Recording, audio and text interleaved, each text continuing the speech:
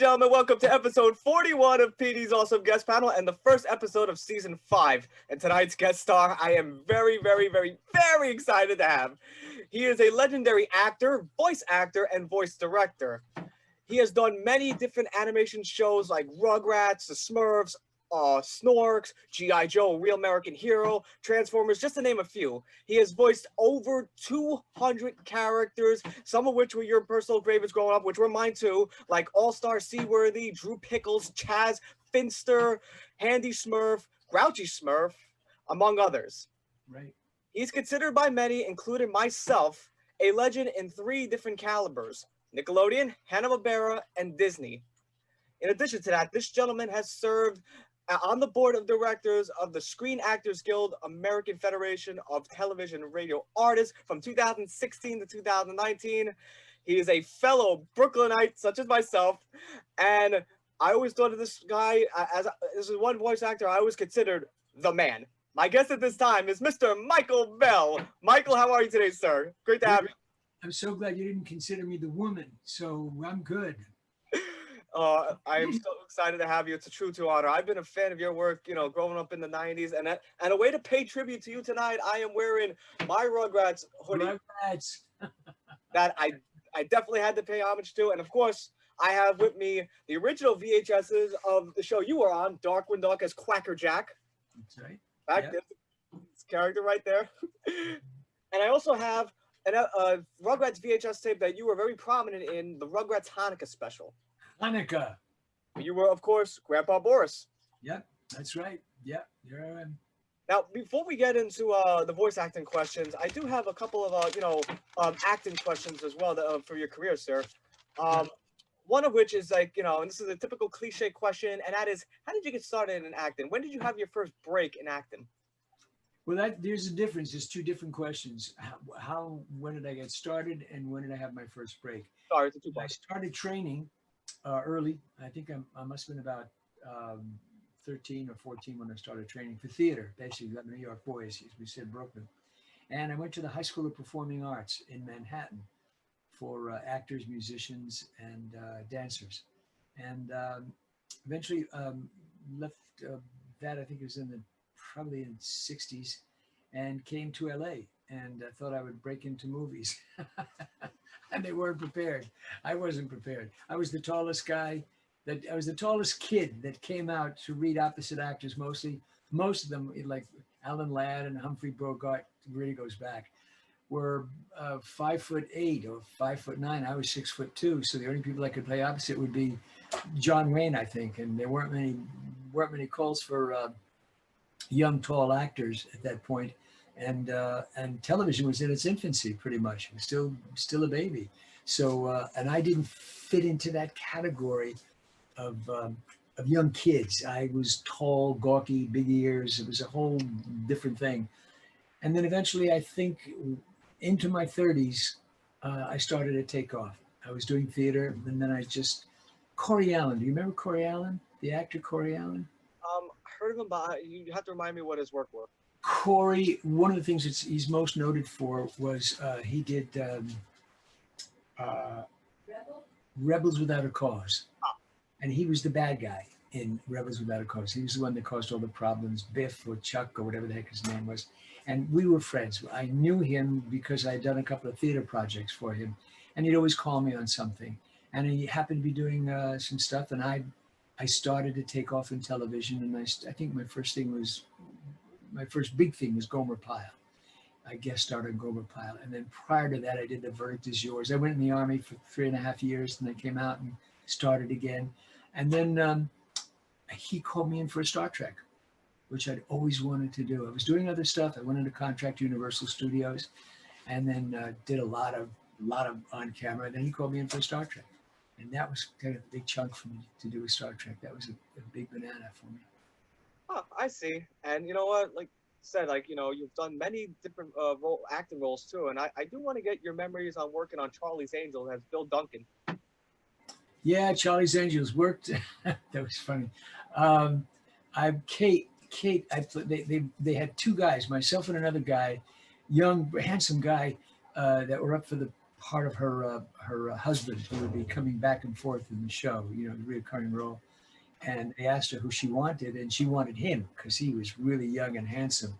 And the producer said, I think Mike would be better for you because he has a lived-in look. He looks like he's been around. He looks like he's a detective, etc.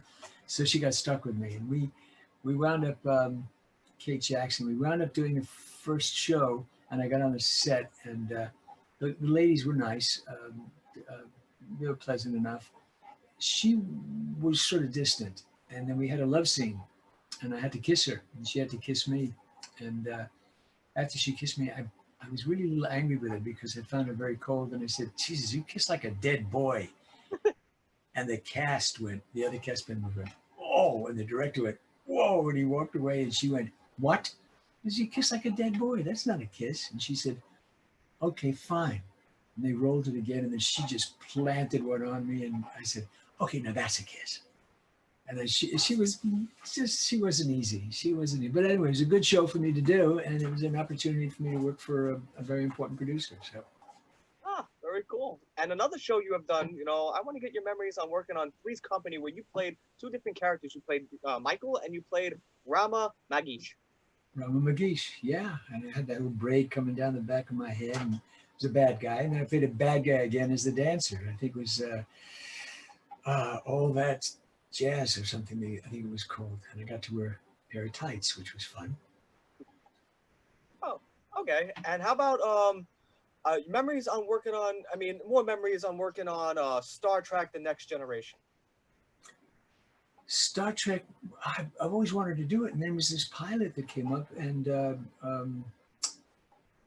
Gene Roddenberry was producing it, and Corey Allen called me in to read for it. And he asked me to read for the role of O. And I read for O, and then Gene Roddenberry said, "Read for the other role, read for Gropper Zorn." I said, "Okay," I hadn't prepared that. So I went out in the back and waited and read it and came back in, and I read it, and he said, "You got it." That was how they did things then, not anymore. They don't do that anymore.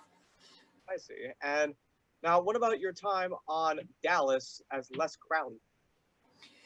That was nice. It was nice making appearances. This was a good show to do. I didn't have a great deal to do, as you know. A reoccurring character was not, it sure wasn't about me. So I was just sort of a serviceable actor that they could bring in to work.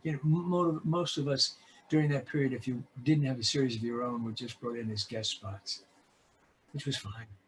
Okay. Now, not aside from doing acting, you also do stage acting too. And I believe you and your wife have Victoria have done like writing, directing, and acting in stage directing. Give us your time on doing stage acting. Well, I had done a lot of theater prior to that, and then we decided, and she had done a ton of theater, and let's open our own theater. So we opened what is called an equity waiver theater, which is 99 seats or less. So it's not equity, it's equity waiver. So we did comedies because we were located in an area of LA that was not really noted for being funny. It was in the valley, and somebody said, I said, we were in Van Nuys, and they said, well, if you have to be in Van Nuys, you might as well be funny. So we had a really, really good theater, funny stuff, did some really clever stuff, and got wonderful reviews. And then eventually, when my daughter was born, and one day she said, "Where are you guys going?" And I looked down and I said, "Okay, time to close the theater, spend time with Ash." So that was it. Well, you're one of the most charismatic voice actors. Still and always will be one of the most charismatic voice actors. Um, and speaking of that, though, I do have some voice acting questions too, because you have done many voices. Growing up, I idolized you tremendously, and some of the shows you appeared on when I was growing up, when I was a lad in diapers, was the Smurfs. So give me your memories on working on the Smurfs as Grouchy and Handy Smurf. And lazy. Lazy. Lazy. And in the last season, when Paul Winchell left, I wound up doing Gargamel in the last season. It was great fun. It was an enormously talented group, and it's one of those last moments when we all work together, because nowadays you work by yourself, and even though you're talking to somebody else, you're always just throwing out lines and hope that it all fits together. Those days we all worked together, so it was really great fun. And everybody sort of disbanded at this point. and they're doing something else or they're working on other shows. But that was a gas, and with Jonathan Winters, who came as a guest, really talented, funny man. We had a fabulous time. It was just great fun. Well, wasn't Phillip Proctor also on the show? He played King Gerard, right? Yeah, that was from that was another series and attached to the Smurfs. I forgot the name of the series. Johan. I think it was called Johan and something. Johan. I don't remember. Phil and I worked together on Rugrats, but I don't remember working as much with him personally on Smurfs. But I know he was on. I see. And you mentioned before that when Paul Winchell, like he stepped down as the voice of Gargamel, and then you took over. I did want to share like something interesting I found out too. Like, and this is incredible because I went on this ride as a kid when I went to Disney World. And that is the fantastic Hanna-Barbera, which you played Dick Dastardly and you kidnapped Elroy Jetson. Which it is when I went on that ride for the first time, I was scared you scared the holy crap out of me as Dick Dastardly. Well, now remember, I only picked up for Dick Dastardly. There was another actor, I'm trying to remember who it was, I'm sure it was somebody famous, who played Dick Dastardly. And then when he passed, um, they had auditions and I was able to do Dick Dastardly. Now, I didn't do the voices at the rides, when you went on the ride. I only did the voices for television, for the cartoon. Oh, They hire other actors to do the rides. Like Paul Frees, he did all the voices at Disney for the rides and stuff. But I don't think, unless they did a lift that I don't know about, they may have done a lift that I don't know. I see. And we mentioned Smurfs before. Another show you worked on was the Snorks. What were your memories doing All Star, Seaworthy, and Bigweed? Well, we had great fun doing. I worked with the wonderful Frank Welker in the Snorks, who was also in the Smurfs with us. And Frank can do just about anything, and we had some really fun times. He At one point I had to do an underwater character, and I took a glass of water and I tried to talk like I was talking on the wall, and I would choke. And I'm waiting, and the director says, Mike, let Frank do his piece first because he may have a clue. And so Frank does his, and he goes, okay, what are we doing now? And I went, why didn't you tell me how to do that, Frank? Why didn't you show me? He said, because it was so much fun watching you drown. And you also got to reprise the All Star character along with Nancy Cartwright. Also reprised her character on the Snorks on Family Guy. What were your memories working on Family Guy? That was cool. I had kind of I met who's the guy who's Seth MacFarlane. what was it? Seth MacFarlane. Seth. Yeah, I never watched the show, so I didn't know. And when I got up to the office to do it, because it was an office upstairs and he had a booth, he said, "Oh my God, I'm such a fan." He said, "Hey guys, we have Michael Bell here. We are such fans. I grew up on you," and blah blah blah blah blah. I said, "Great. Is there a series in my future with you?" And he laughed and they laughed and we did our piece, and I never saw him again. Was it All Star I did, or was it? It was. Wasn't it Zan? Didn't I do Zan on that or something? I think you did Zan, but for a different episode. I know for a fact it was you did All Star because there was a scene like a cutaway gag where they talked about this was more fun than hanging out with the Snorks, is what one of the characters said. Oh, okay. I don't remember. I really don't remember. But you do. I got Pete to remember. Go ahead.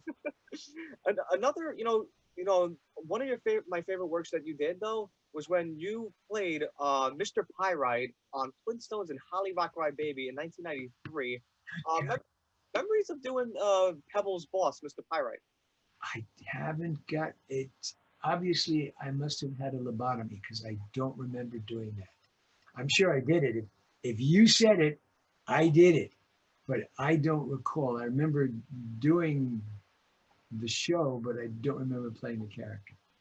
I remember the first line your character said though in that movie was it was an animated movie. It was straight to TV movie. It was a great one though. It was one of my favorites. I mean, growing up watching, I still have it on my VHS. And that's his first line was, "Nah, I like it, but we'll Mammoth Studios." That's funny. No, I wish I don't even remember seeing that. That's funny. I don't remember watching that. That's really cool. And what were your memories on? Because of course, there's two popular '80s shows that you were part of. One of which was Transformers. What were your memories working on Transformers as Swoop, Prowl, and Sideswipe? And Sideswipe, yeah. Yeah, well, you know, it all went so fast. We did, I think, 80 shows. And they would throw characters at you and say, okay, Mike, you're going to do this character. And I looked at a prototype of drawing of the character and went, okay. I'm thinking, well, I've done 6 characters or 5 characters already. What am I going to do with this voice? I'll make this one Scottish. I'll make this one Irish, or I'll lower my voice for this one, or I'll bring this one over here. I'll talk like this right here. And whatever I can do, I will do to make it sound different than the other voices. And of course, when I got Swoop, I went, me Swoop, me know nothing. I said, well, that sounds like something Grouchy would say. So I went, me Swoop, me know nothing. I went, that sounds like Grouchy. Maybe he'll say, don't do that. Sounds like Grouchy. He said, I like that voice. I went, good, I'm in. Cool. And your memories on working on G.I. Joe, as there are so many characters you played. You played Duke, you played Blowtorch, and of course you played Clutch. Your memories on working on G.I. Joe? Shoot, all those guys. Yeah. And Major Blood and Zaymot. That was kind of like the Transformers. It was a packed room. Everybody worked together. There might be 20, 25 people all in one room, and all of us sometimes sharing a mic. There were a lot of mics, but sometimes we're sharing a mic. And you back out. Somebody says they're live, and you rush in, and somebody says they're live, you back out. And it was great fun. It was pandemonium. It was crazy. And we worked for 8 hours a day during that period of time. I mean, we didn't have any rules. You know, we had to fight as actors for rules to say 4 hours. You get us for 4 hours, and that's it, because we had other jobs.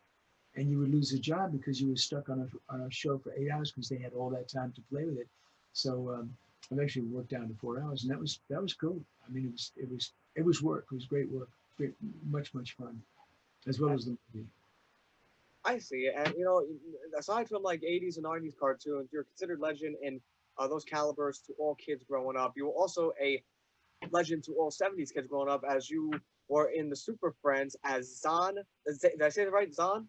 Zan. Zan, pardon me. Zan and Gleek. What were your memories portraying those two characters? Well, you know, I was around before Frank Welker was. Otherwise, Frank would have gotten Gleek because he does all those trick voices. So when the director said, okay, Mike, we have this monkey. And I said, I'm thinking, monkey? What the hell is it?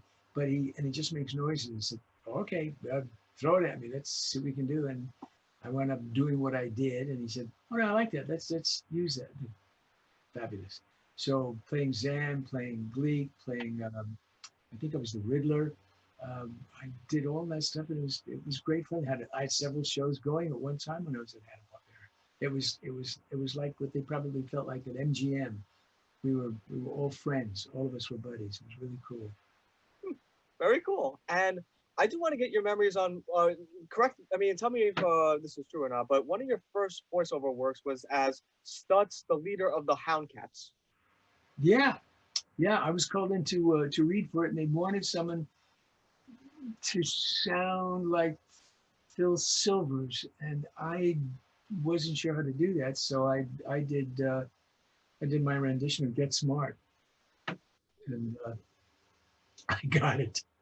I went doing, oh, really? Well, yeah, etc. And then I got it, so that was cool.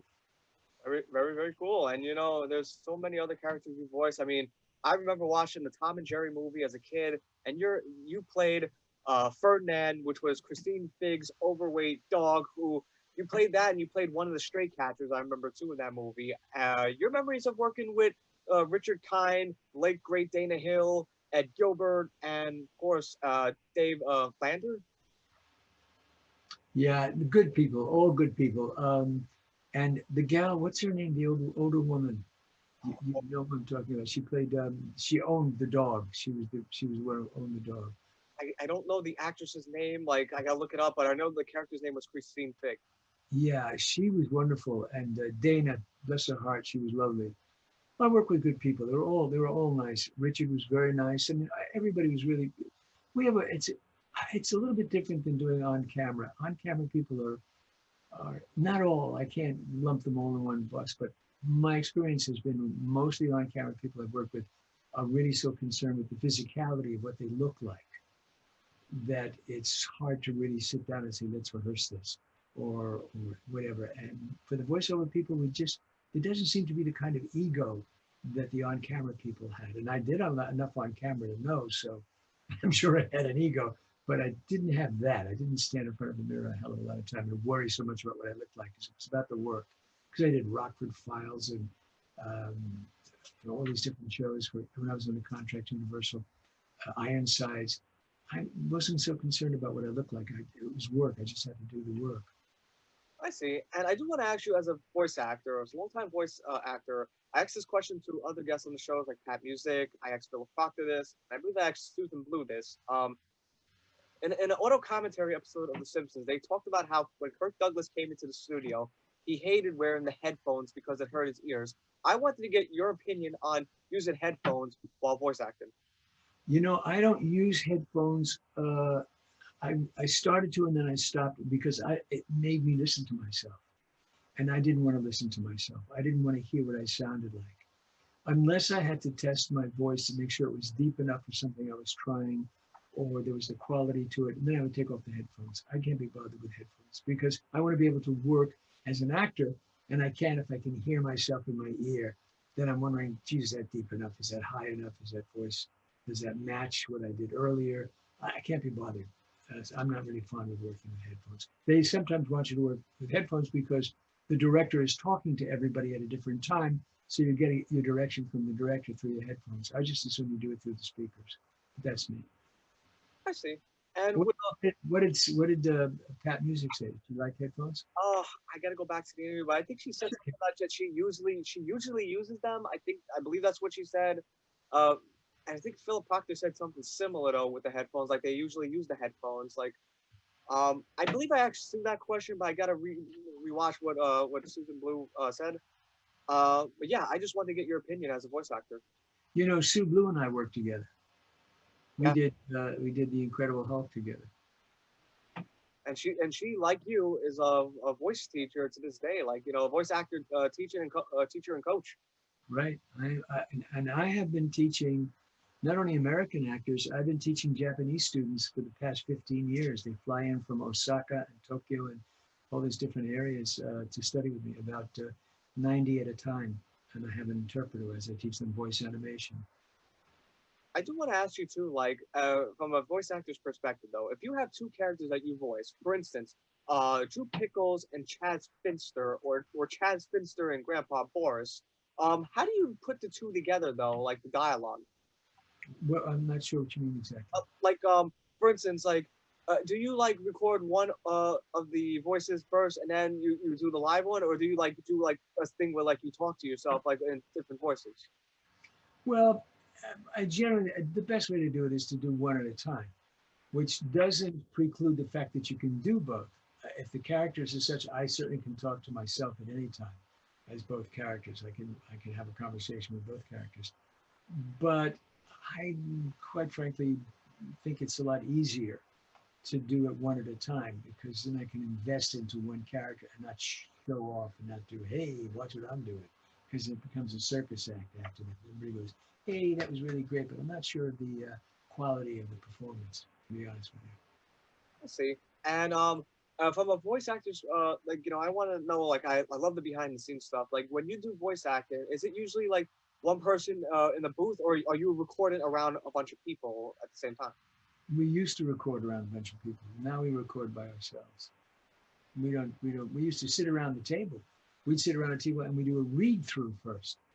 And so that always led to a lot of fun, because you wound up, at one point in our careers, you had three voices that you owed the producer. You owed the company three voices. So you played your major voice and possibly a second character that you have. By a third character would be a subsidiary character, maybe a troll or an imp or a pixie or the second farmer or the third farmer, whatever it is, whatever's taking place. So you would sit next to somebody, like I think Dan Castellaneta at one point was sitting to my right on one of the shows we were doing. And I had to do a farmer. Now he was first, he was before me. So when they got to him, he did his farmer voice that he chose to do as a farmer. And I thought to myself, damn it, that's the one I was going to use.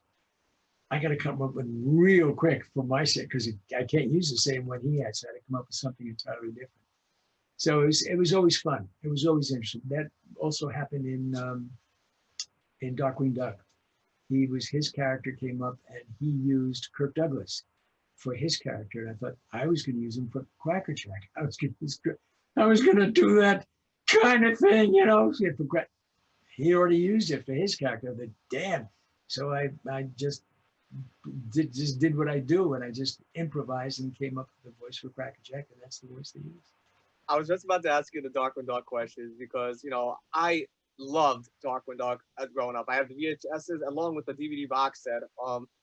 I do want to ask, like, about, like, memories of, like, you know, doing Darkwing Dog, especially, and also your favorite episode that you did as Quacker Jack. You know, I can't remember. I can't remember a favorite episode. I just know I did it, and I never really saw them until recently. I had to go back. They did a recent retro thing on Darkwing Duck. So they said, "Do you still sound the same?" I said, "Yes, sure, absolutely, no problem." And after I hung up, I had to play it back. I went to Google voice of Darkwing Duck to make sure that I had it correct when I went back in the studio. So yeah, I got it. No, you know, it's playtime. I love, Michael, when you do the voice, though, because of how you emote as the character. You bring it to life, though. When I hear Quacker Jack, like, I'll give you some of my favorite Quacker Jack lines. Every time he calls Megavolt Sparky, like, "Oh, nice going, Sparky." And then how you switch emotions during conversation, too. Like, I remember in Quacker Jacks, there was one time where he's talking to, when you're doing a segment with Dan Castellaneta as Megavolt, you're going, "Well, waiting for, Sparky? Hurry up and recharge your batteries." Like, you change voices, and it's so funny. Like, I love it. That's a lot of that is I got to, you know, as good as we all are, a lot of it depends upon the director that we have, because the director can sit outside and say, "Okay, I have an idea. What if you raise your voice here? What if you suddenly go feminine here? Or what if you have a voice that's very soft and suddenly you go, 'Oh, really?' in it at one point, which makes it funny." And that would be Jim McSwain, who was directing that series.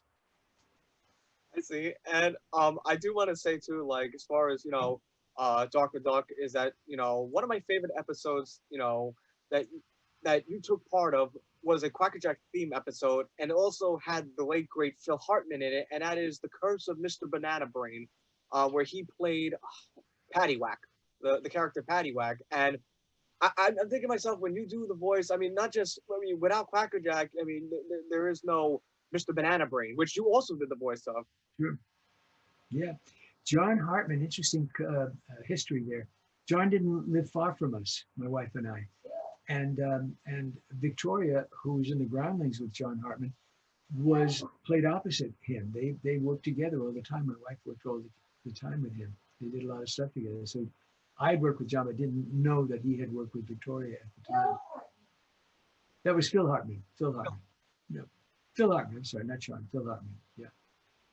Oh, okay. And of course, Michael, you are one of the 5 of the Fearsome 5, along with Dan Castellaneta, Jim Cummins, Tito Insana, and Jack Angels.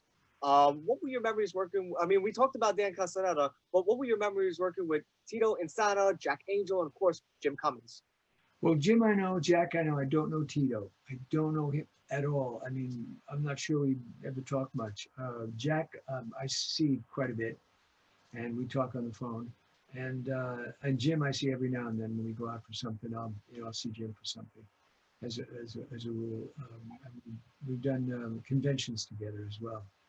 But I don't know Tito. I don't. Is he still around, or what character did he do? Tito unfortunately passed away. He voiced Bushroot, Dr. Reginald Bushroot. Boy, I don't remember. That's funny. Don't remember.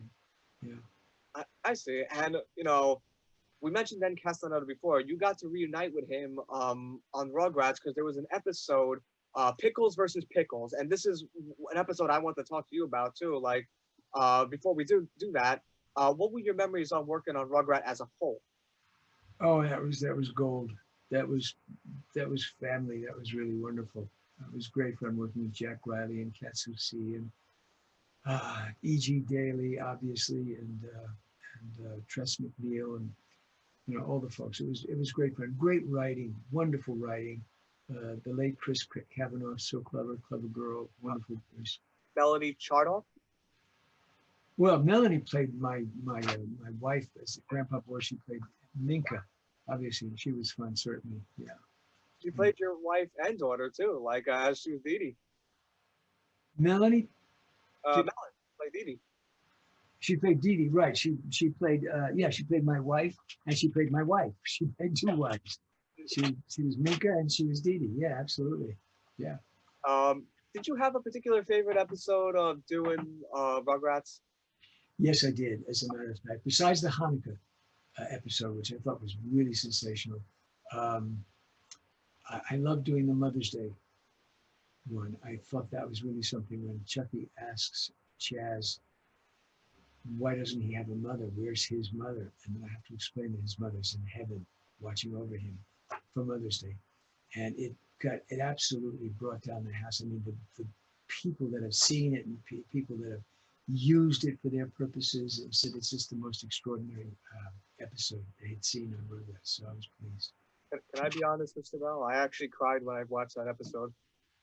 That's what most people did. In fact, it was very interesting when I was explaining to Chucky about his mother and where she was, and she's in the clouds watching him down, etc.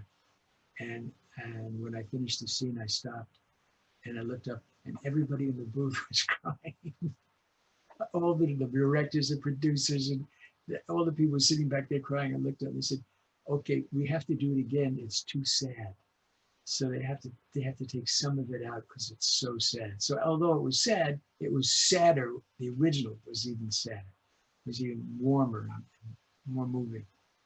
And you know what? You mentioned all the episodes that I was actually going to ask you too, because I wanted to pick a Chaz Finster episode, which was the Mother's Day one, a Grandpa Boris episode, which is the Hanukkah episode, which I'm going to get into very soon. But one episode with Drew Pickles, though, is it safe to say that for Drew Pickles you used your real voice for that one? My voice, safe to say, my voice. Yeah, it was Drew Pickles was my voice. Yeah, just like Jack's voice was his voice and Drew was my voice. I got a chance to not to stress out too much. So yeah. And I also wound up doing, I think one of my faves, only because of the, I don't remember the story so much, but the character was so interesting, was the character Mr. Mucklehoney. It's when he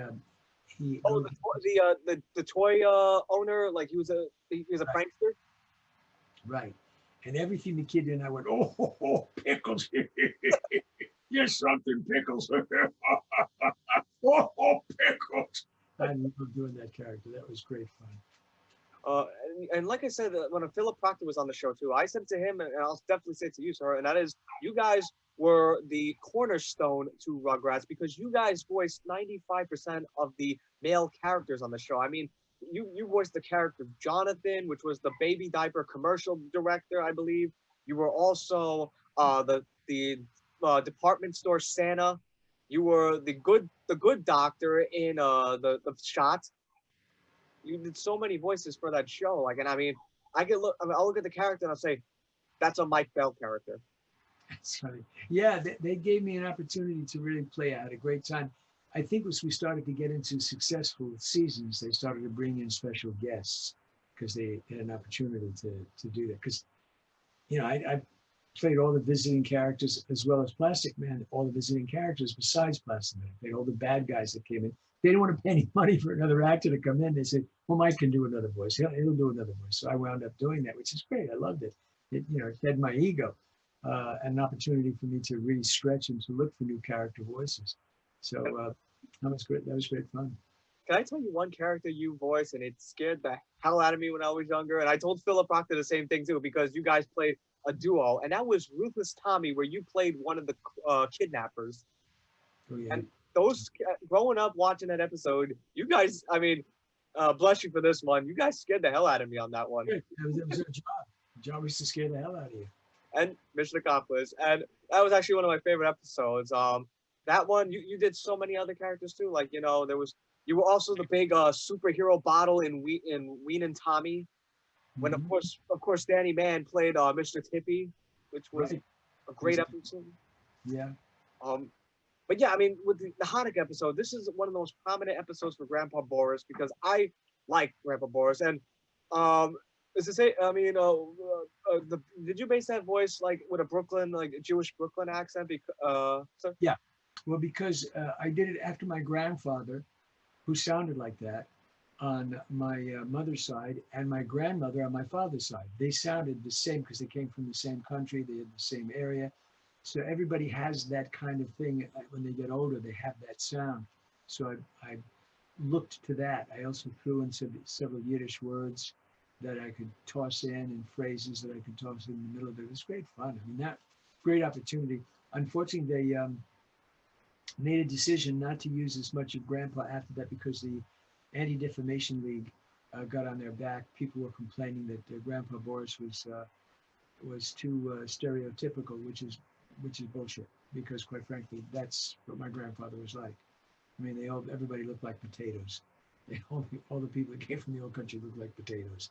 So they got scared. So they stayed away from Grandpa Boris again, and which is a shame. He was a marvelous character. he was, and I definitely gotta ask this too because I know he played Shlomo in this episode, and a fellow, I believe he's a fellow Brooklynite too, Five-ish Finkel. Did you get to work with Five-ish directly? He was wonderful. He was great fun. Five-ish was lovely. He was such a pleasure to work with. Absolutely. Such a great name too, Five-ish. It's such a great name. It is.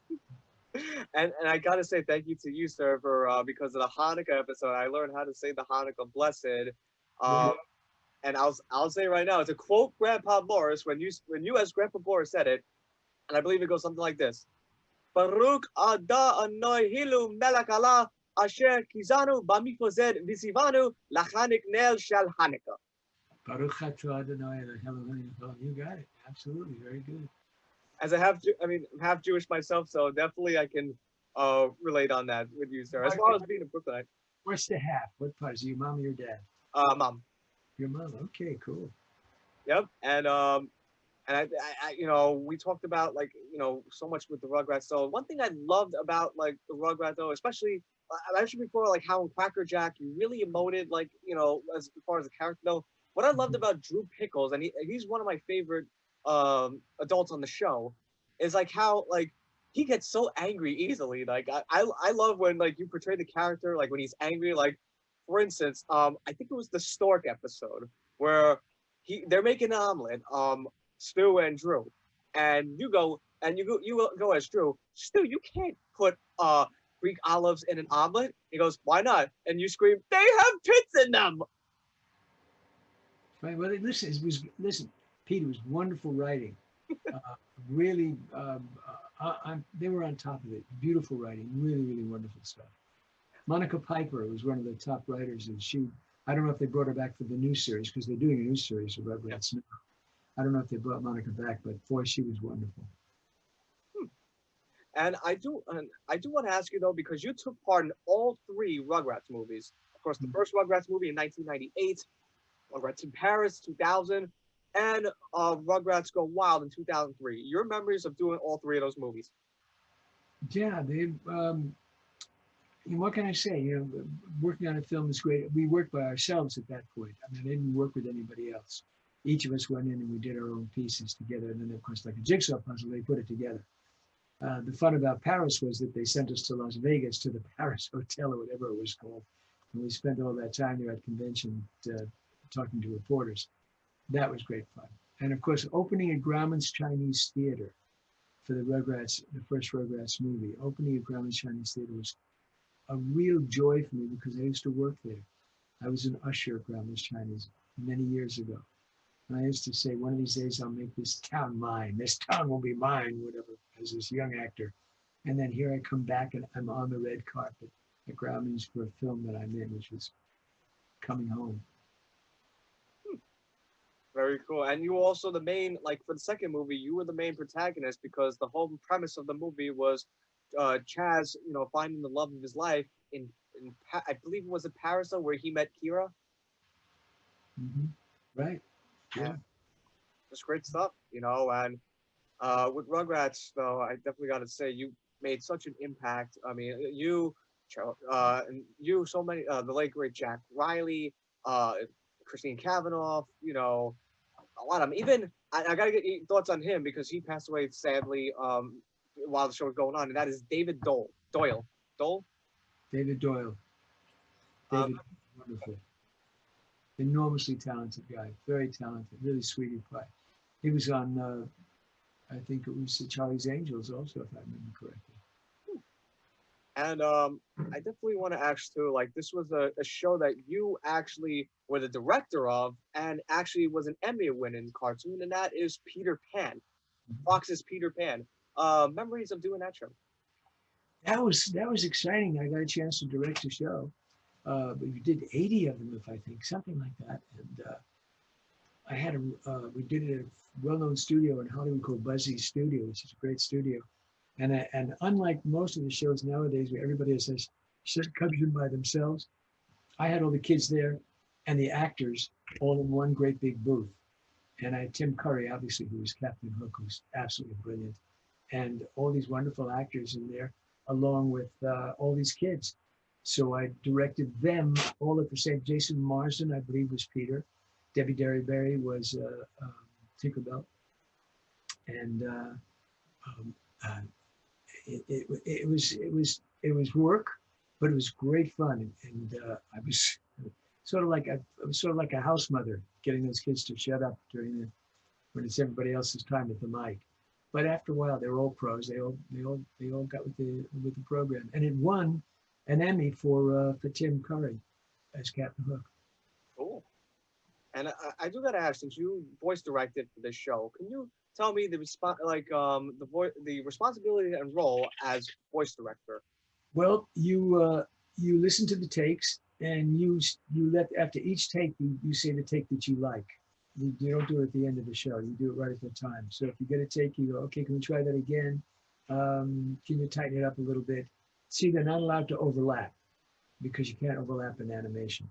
So it has to come real close. So if somebody has an overlapping line and he says, I don't know if, and the other line says, don't tell me what to do, you can't go, I don't know if, and he doesn't jump into, don't tell me what to do. You go, I don't know if, and then somebody says, don't tell me what to do. Then they cut it together. So I have to make sure that sounds right, A, and B, make sure that the actors are revisiting their characters again, because if we do it week after week, they got to sound the same, got to be the same character. And you pick a take as you're going along. You say, I like take 3, I like take 6, take 2, I like take 2. They don't always agree with you. Sometimes the producer will say, I like take 1. I said, well, let's hear it again. We play it back and then make a decision. So that's pretty much it. But you got to move things along, because the director that was before me, they had a director before me. And unfortunately, she was taking too many hours. It took 6 hours or 7 hours. And I would bring it in at anywhere between 3 to 4. And it's a really good show. Now, you also done video game voiceover work, and one of my favorites that you did was the Fear in Metal Gear Solid 3 Snake Eater. Your memories of working on the Metal Gear Solid franchise? You know, it was a job. I know that when they gave, I think Chris Zimmerman may have been directing that, and she said, you got the role of the Fear, so let's hear what you got. And all I could go for was, I am the Fear.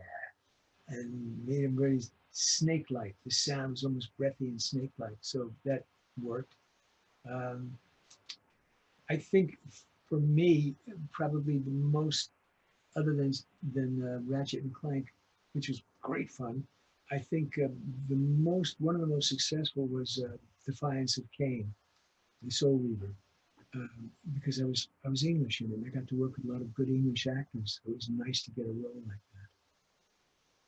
I love it. And aside from voice acting, you are also an inventor too, as you and your co-star, Rugrats co-star Melanie Chartoff, invented the I think it's called the Greyway rotator drain. That's right. Yeah, it was a rotator drain, so that would take water from your sink, from your shower. You turn on the shower, the water isn't immediately hot.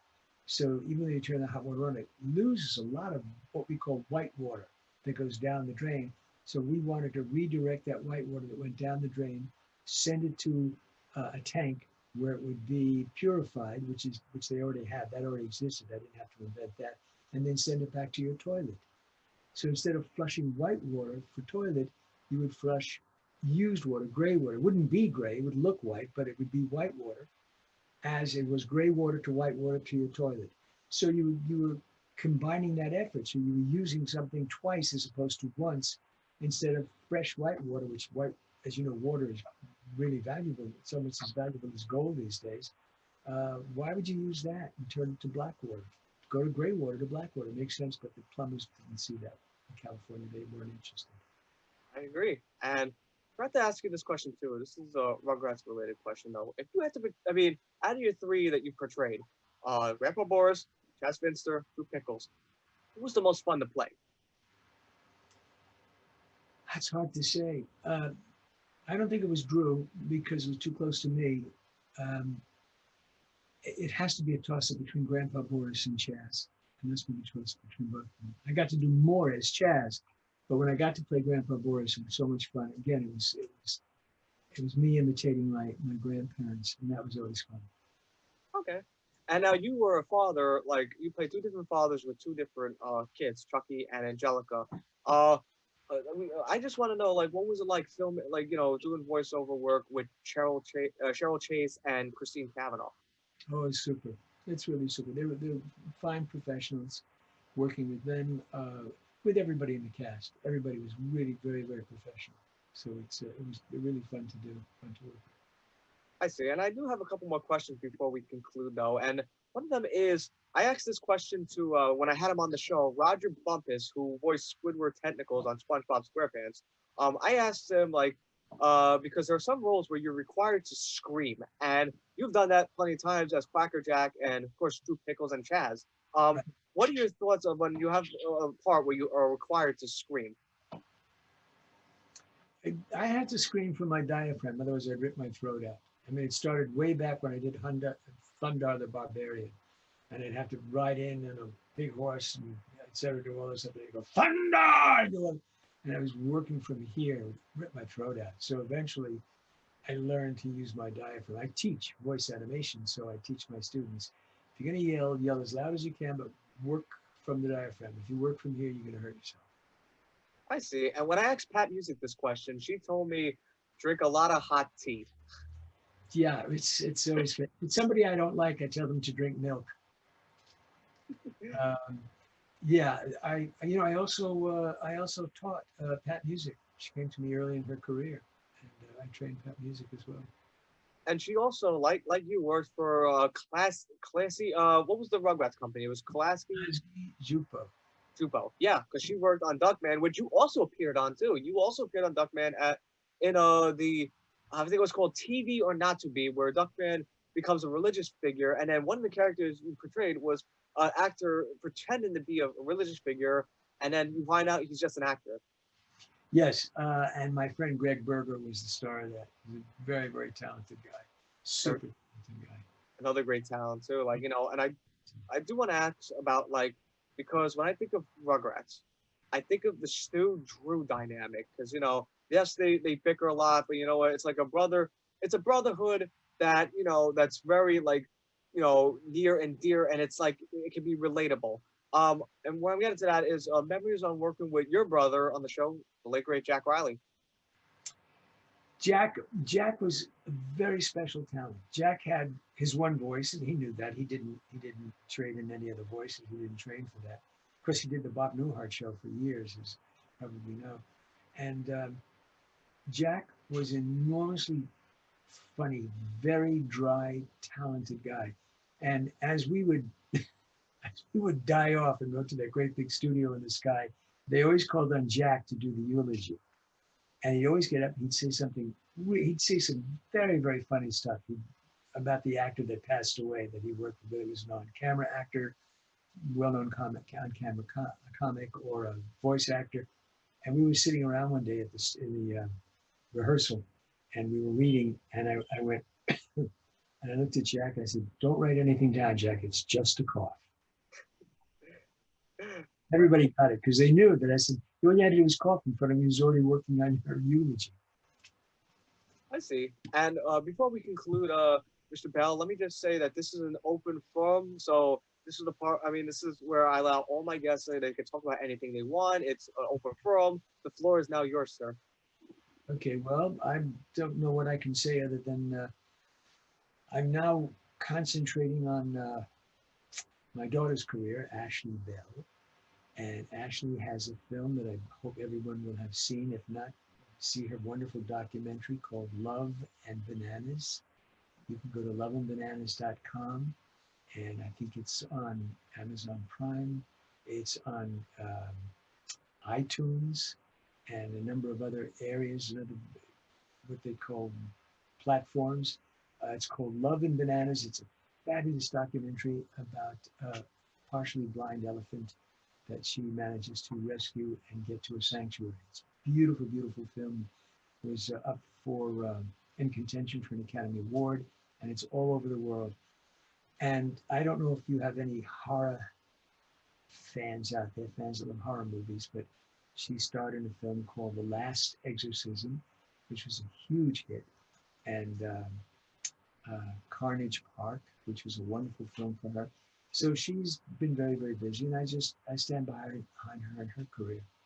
I keep, as far as I'm concerned, I mean, me, I do a thing every now and then. I'll do some ADR, a little dubbing, but nothing. I don't have a series as yet.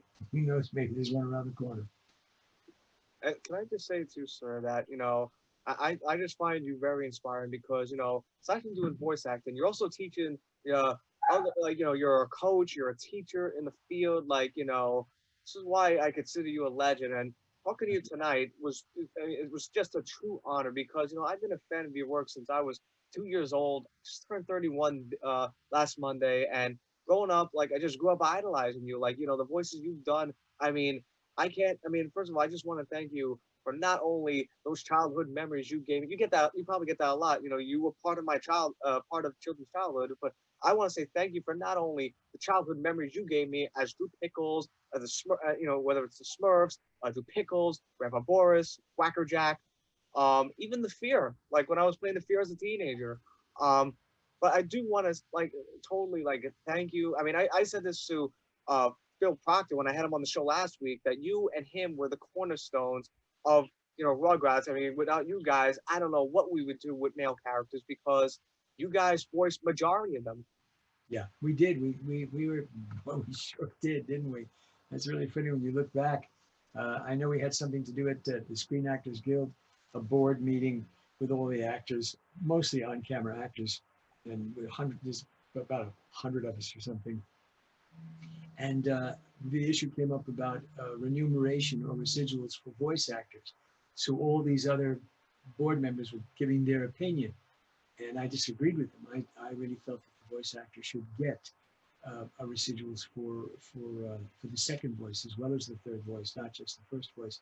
And they argued with me that they didn't think it was fair. Management. We went back and forth, and one of the actresses who worked with us, uh, unbeknownst to me, downloaded all my credits, and she came in, and it took three people to carry the paperwork, and she said, "I think you should listen to Michael Bell." And she said, this is his voice work. And she put down these three big piles of credits that she downloaded from the internet on IMDb. She said, "Anybody match that in this room?" And it was really, I went, "Oh my God, that is so fun." I never occurred to me. I mean, to me, it's just, if you go through this and you look at your computer, it's just a lot of names, a lot of characters. But when she came down in hard copy, these packs and packs of scripts, I went, "Well, that says, yeah, you should listen to me." And that was a fun time. That was fun. That was seeing myself, my work and my past work, in something other than digitally, seeing it hard copy. A lot of papers, almost a tree. Incredible. And let me just say too, like I've had many, I mean, I had voice actors on the show. I'm very proud and honored to have you on because this was like the 2 year old me, like, I mean, just is loving this, like, because I grew up watching you way, back in the day. Like I've had, voice actors like, Phil Proctor, I've had Stu Blue, I had Roger Bumpus, I've had even, names like, I think I said Pat Music, Cam Clark, Townsend Coleman, I had all these people on, and now I get to interview who I always considered like the man of voice acting, you, because you have done so much, and as a fellow Brooklynite, it's just incredible. Just You totally know, incredible. just as a note, I also trained Cam Clark. He's Cam awesome. Clark, when he was young. It was very funny because we were working and he was in class, and after about the third class, he came in. He said, "I got a job." I said, "Congratulations!" The whole class, we all applauded him. I said, "What'd you get?" And he told me. I said, "Well, you beat out your teacher," because I read for it too. And he went, "Oh my God!" I said, "It's okay. That's my job. At least I got you a job. I'm thrilled." It was really funny. Incredible. And there's so many names I hope to get in the future, though. I hope to get Good. Jim. We'll try to get Greg Berger if we can. He's really cool. He's a good interview. He's one of them. Him, Debbie Derryberry. So many names like Tara Strong, E.G. Daly. There's so many names I hope to interview one day. Like Maurice LaMarche, Rob Paulson, Dan Castaneda. There's so many names. I just hope that I can have that opportunity, like I did with you tonight, sir. That was cool. That's cool. And, Yeah, they're all very talented people. Rob is a really talented guy. Maurice is sensational. He's got a wonderful voice. yeah, and of course even Danny Mann. Like Danny Mann is so underrated, like as a voice actor too. I mean, I loved him on Rugrats, and even when he did Burn Gully, The Last Rainforest. Did you know he was? Did you ever see that commercial with the duck that went Affleck? Yes, It was Danny. I did not know that. He was the original one. Affleck. That was Danny. And let me conclude by doing something that I waited a long time to do for you, sir, and I feel like you truly deserve it. And that is, thank you, Michael. Thank you, Michael.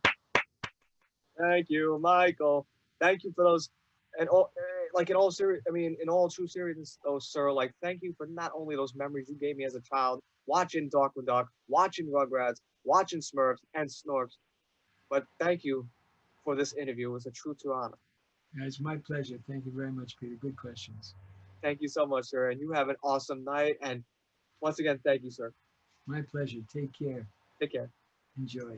Bye bye.